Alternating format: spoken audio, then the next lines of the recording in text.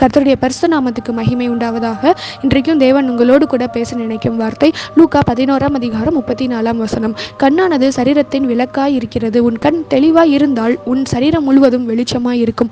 உன் கண் கெட்டதாய் இருந்தால் உன் சரீரம் முழுவதும் இருளாய் இருக்கும். நம்ம முக்காவாசி பாவம் செய்வதற்கு தூண்டுதலாக இருக்கக்கூடியது நம்முடைய கண்கள் தான். நம்முடைய கண் தெளிவாய் இருந்தால் நம்ம நல்லதே பார்ப்போம், நல்லதே நம்ம செய்வோம். மொபைல், டிவி இதற்கு பதிலாக நம்ம வேதத்தை பார்ப்போம், வசனத்தை படிப்போம், வசனத்தின்படி வாழ நினைப்போம். வசனத்தின்படி நம்ம வாழும் பொழுது பாவத்திற்கு நம்முடைய சரீரத்தை விலக்கி நம்ம பரிசுத்தமாய் இருப்போம். நம்முடைய சரீரமும் வெளிச்சமாய் இருக்கும். நம்ம மற்றவர்களுக்கும் வெளிச்சத்தின் பிள்ளைகளாய் இருப்போம். அதே போல் நம்முடைய கண் கெட்டதாய் இருந்தால் நல்ல விஷயத்திற்கு பதிலாக கெட்ட விஷயங்களை நம்ம பார்ப்போம். அதனால் நம்முடைய சரீரத்தை அசுத்தத்திற்கும் பாவத்திற்கும் ஒப்பு கொடுப்பதினால நம்முடைய சரீரம் இருளாக மாறிவிடும். நம்முடைய கண் தெளிவாய் இருக்க நாமே பரிசுத்தப்படுத்தி கொள்ள தேவனிடத்தில் நம்ம வேண்டுதல் செய்வோம். பாவத்திலிருந்து விலகி நித்திய ஜீவனை அடைவோம். கர்த்தர் நம்மை ஆசீர்வதிப்பாராக. ஆமென். God bless you.